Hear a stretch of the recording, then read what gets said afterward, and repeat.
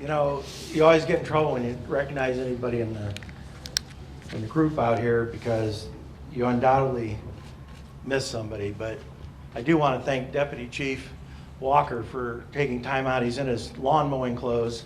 And so thanks for coming over from the house. I want to thank Detective Larner is in the back with 9 other canine handlers. They're up here from all over the state. And they took time out to come down here. And I hope they hear this message because it's a message that a lot of law enforcement people need to hear. Tanya emailed me about cutting a ribbon, and I told her, I said, you know, I don't cut ribbons, I don't do that. By the time you get to the ribbon cutting time, it's we're on to something else and somebody else's responsibility to make it work. So we went back and forth a little bit, kind of held my ground, and she didn't take my calls for a while. And so then she said, yeah, but there's 3 things that I've heard in the community that I really need you to respond to. And I would appreciate if you would do it. So I'm here to respond to 3 different statements, specific statements that have come out of this community that need to be addressed. You know, when I was standing here watching this, I thought, how ironic is it that I served as sheriff and I served as undersheriff, and I'm here being part of this announcement, because usually law enforcement is just like this when it comes to drug addiction. We're putting people in jail, we're butting heads. It's one of those things where it doesn't seem like it goes together. But the opportunity I had being involved with the sheriff's office changed my mind. It's what made me realize that there are other things at play. There's other dynamics that we have to address. We just can't put everybody in jail. And there's a lot of people in jail that should be there, and there's a lot of people that should really be down here instead. So a lot of people probably don't think about this either. If I hadn't had that time at the sheriff's office the last 8 years, and if Sheriff Snyder hadn't given me that opportunity, none of these buildings would be built. So I want to say thank you to former Sheriff Tom Snyder.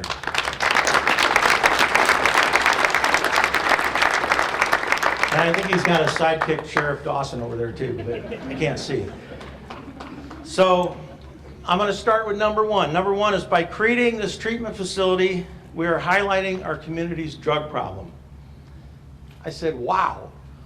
I wonder who thinks that way. And there's probably a few here that might think that way, and I don't mean to offend you, but I'm going to tell you why I think it's the wrong way to think. We build a new hospital, and people don't go, oh man, we can't build that hospital. We're focusing on our healthcare problems. The city built a new police department for Chief Getz. Oh wait, okay, you weren't there then. Nobody said, well, don't build the police department because you're focusing on our crime. But yet when you build, and I'm going to get to the heart of this in a minute, but when you build this facility, people say, no, you're focusing on citizens in this community that have a problem. So what's the alternative? We're not going to help them?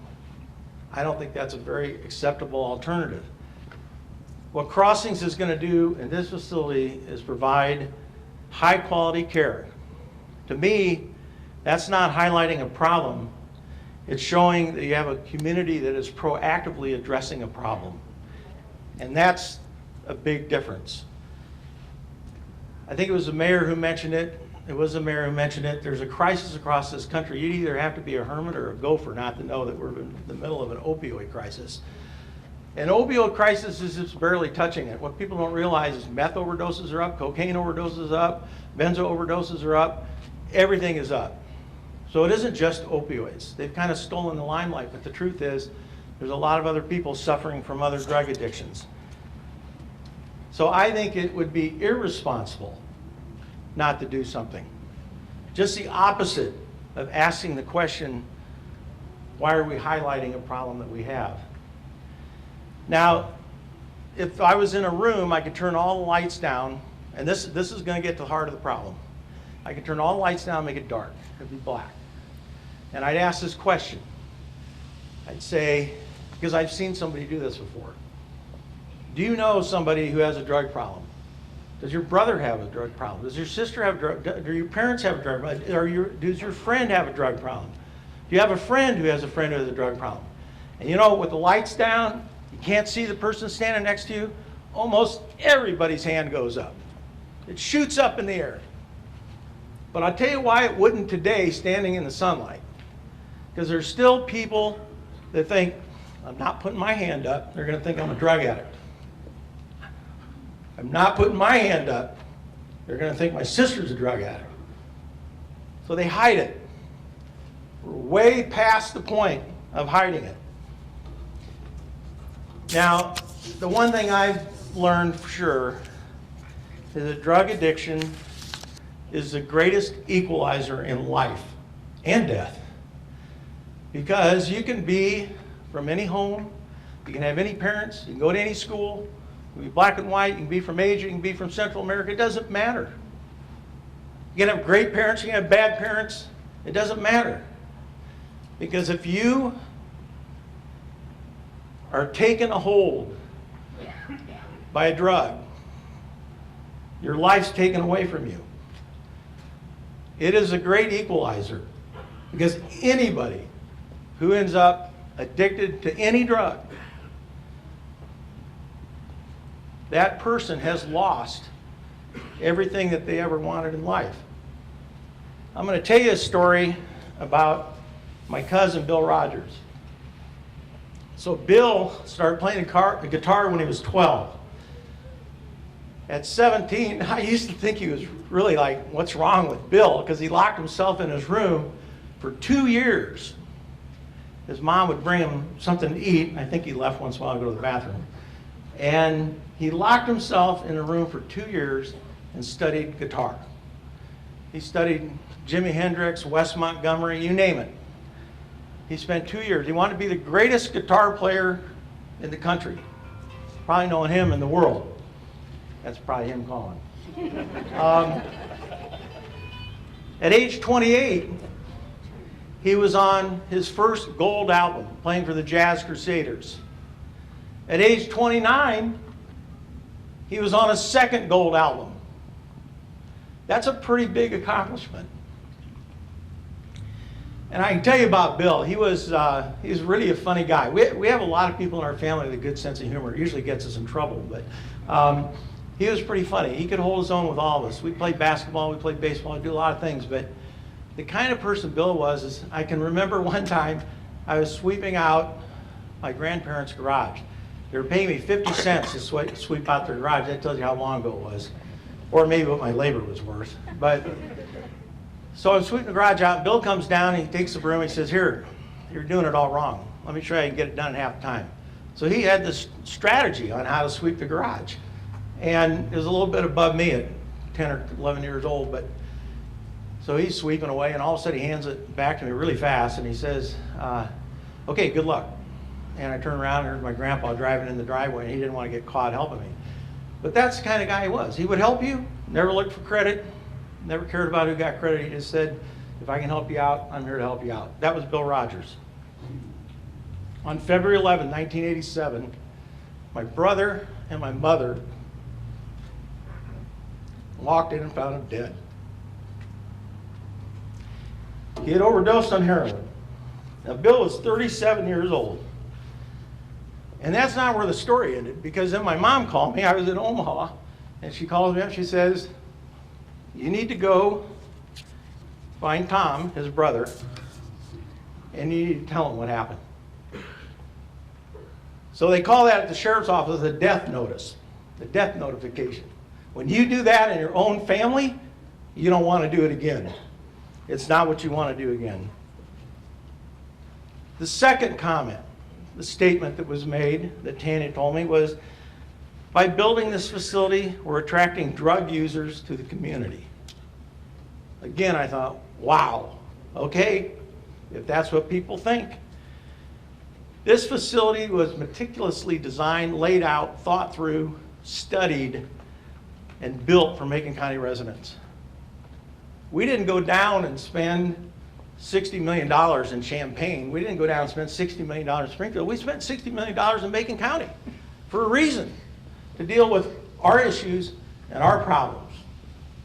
So when I think about that, I think, yeah, there'll be a few people that come here from somewhere else. Like I remember 2 years ago, 3 years ago, a friend of mine, the deputy, used to be in Shelby County. I spent a lot of hours back then with him on the road. And he called me on Thanksgiving, and he said, I couldn't find my sister. So I went out, we were all getting ready to have Thanksgiving dinner. I went out in the garage, and I found her. She was shooting up. No one in their family, no one knew that she had a problem with drugs. And he asked, how could we help?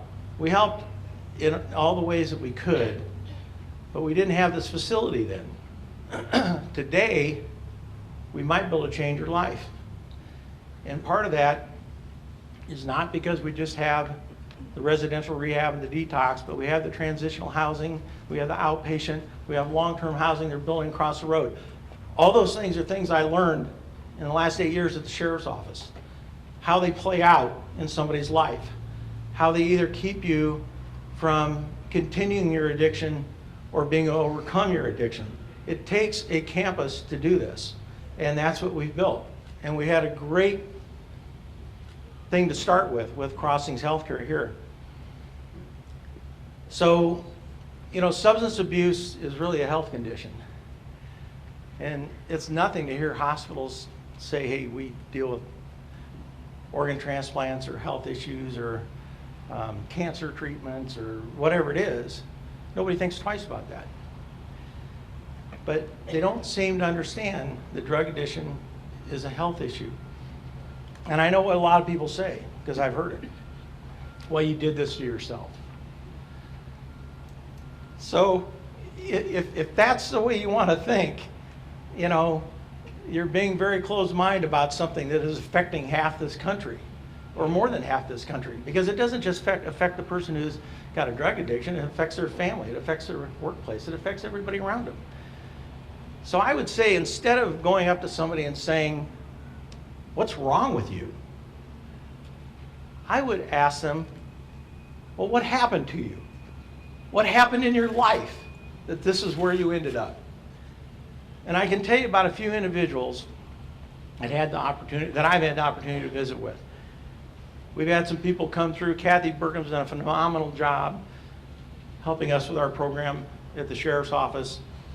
And we've had 2 people come through that are Army vets. We had one come through that's a Marine vet. These are the ones I remember. There could be more. And all 3 of them, well, 2 out of the 3 served in Iraq and Afghanistan. One of them I don't think did serve overseas.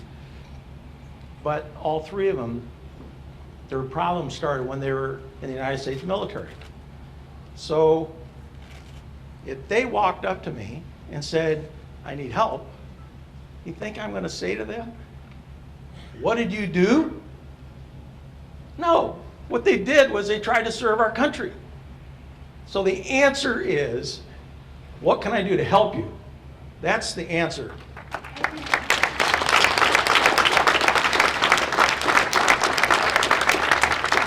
So we've had people come in that have lived through incredible domestic abuse, that have lost children. And I know someone who had a daughter that went to a party with her sister, and her sister said, no, it's okay, take the pill. It was ecstasy, it's ruined her life.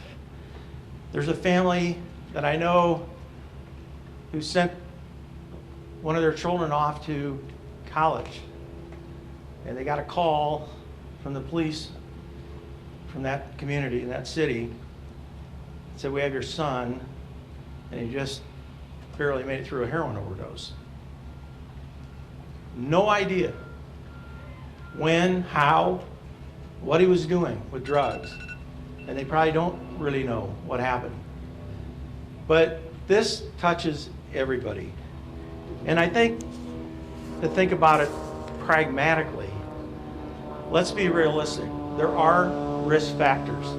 There are factors that influence how you end up in life, but you have choices in life. Biology.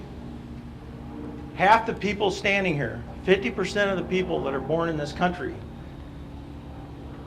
they have genes that make them more susceptible to addiction. Development. What happened in your early life? I could go down a long list of things that could have happened in your early life. Environment. Peer pressure. Think of your environment growing up in school and peer pressure and other things that influenced you. Your family. Maybe your parents used drugs. Maybe there's no discipline in your house. Maybe there's too much discipline in your house. Maybe there's physical abuse, sexual abuse. Your own life. Think of the guys that went into the military.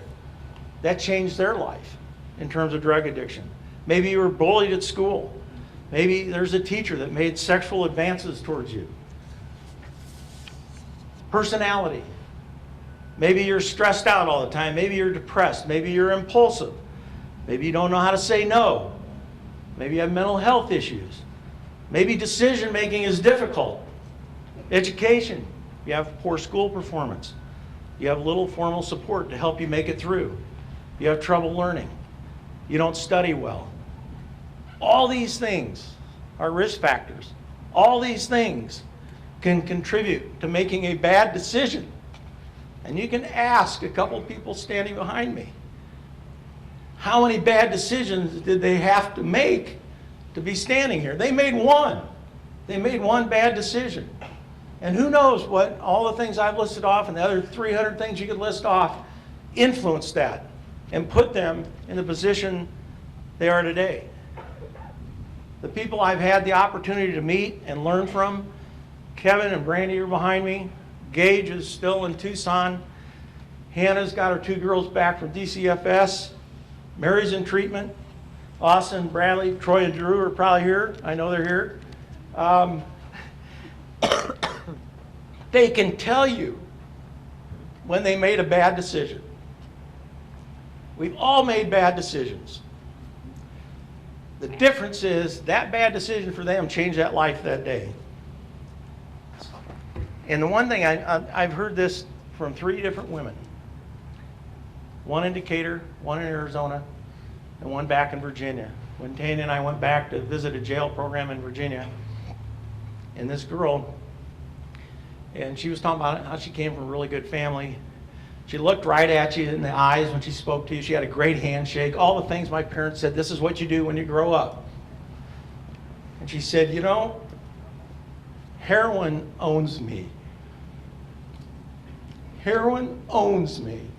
That means that she can't make the decisions that she wants to make her life better. That's what addiction is.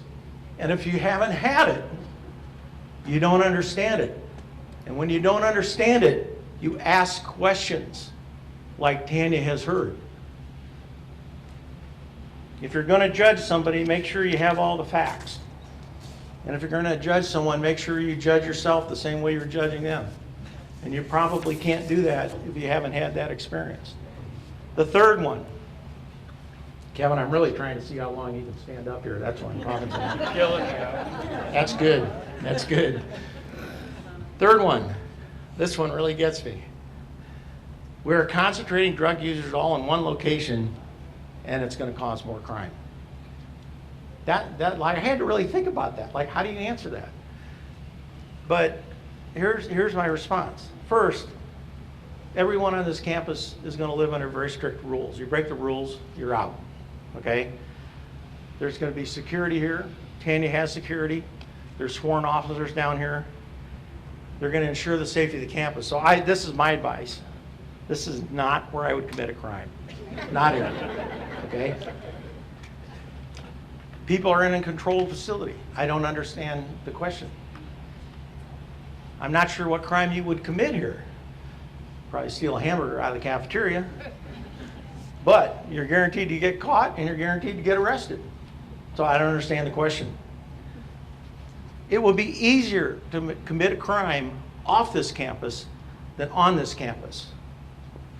And it's pretty absurd to make the assumption that everyone here is a criminal.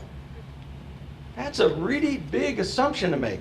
You know, I remember, this is going to date me, but when Jimi Hendrix died, I didn't think, oh man, there's a criminal that died. I didn't think when I heard John Belushi died, oh man, there's a criminal that died. Or Michael Jackson, or Prince, or Whitney Houston. No one thought, wow, there's a criminal that died. They thought, we lost a great actor. We lost a great musician. We lost somebody who had spent their life trying to add value to other people's lives. That's what we lost. They weren't criminals, but somehow when you walk in this door, you're a criminal. I don't understand that thinking. I don't know how else to answer the question. It's such an uninformed comment. Now, for everyone who can muster up a little optimism, and that's always hard for me to do, my wife calls me the most pessimistic optimist that is around. She's right. Let's talk about what this campus really means for Decatur. First of all, it interrupts the cycle of inmates in our jail. And that's something people are going to go, what do you mean by that? So, Tanya's group has started a program in the jail called Restore. Sheriff Brown has endorsed it. Lieutenant Belcher, Sergeant Flannery, the other people up in the jail have made it work. And what it means is that if you're in jail and you have a drug addiction, it used to be you could get some treatment and you walked out. And I'll bet when you walked out, you went right back where you came from. Okay? So, and that's why that building right there and those buildings over there are critical to success. So now, if you're selected for the program, and hopefully it grows and it grows, you now get to participate in learning lessons, and we actually have a classroom in the jail. And in that classroom, you can get prepared to take your GED, you can learn other life lessons that you need to learn. You can figure out maybe what some of the challenges have been to get a job, and figure out how you're going to deal with those. So now, everything is different. Everything is different. They can walk out of the jail and they come right to this building, if they want to. They come right to this building. They can have outpatient care. If they relapse, they can go behind me into this building. If they get their kids back, if it's somebody who lost their kids and they get their kids back, they can probably go across the street and keep those kids in a healthy environment and still get outpatient care. So those things are not normally available. And that's what makes this campus unique. And I hope that it makes it a model for other communities in the country. It provides the most comprehensive health care available to patients suffering from substance abuse. That's what it is, that one sentence, that's what this campus is. And it's a unique facility, and Tanya, how you doing, Kevin? I'm good, Joe. All right, okay. I'm almost done. You still look good, Doc. Pay attention, you still look good. So you heard some of the things, a half-court basketball court. Somebody said to me, what are you doing that for those people? I thought, well, who are those people? You know, we're all part of this community. So I said to this person, I said, well, you know, you have to feel good if you're going to get better. So if you want to get better, and Tanya talked me into this, we put dental chairs in the building. That was a big fight between us. And then she went behind my back and got Romano to help, and that just did it. She won. We got dental chairs. Who wants to go apply for a job with bad teeth? Okay? Who wants to try to overcome a problem that has put them at the bottom of their life without some kind of outlet, without some way of feeling better physically? You're already fighting the emotions and the psychology of all of it and the physical addiction. So why would you not provide a place that all of us would want if we were trying to get better? So it's about feeling good when you're trying to get better. It's going to provide people with their life back. And it's also going to allow those people to become better citizens. They'll become active, productive citizens in this community. Aside from some of those people who think all they are is criminals. They will become productive citizens in this community, and we will be better off for it. And the last thing, okay, they apparently don't want me to say this. Schneider probably has a little thing where he hits a clicker. You know. Dawson's trying to get the train to drive by right when, like, you know. We're just dragging it out, Kevin. The most important result to me is it's going to save lives. And those lives could be your sister or brother. They could be your parents. It could be a nephew. It could definitely be a cousin. Thanks for coming out.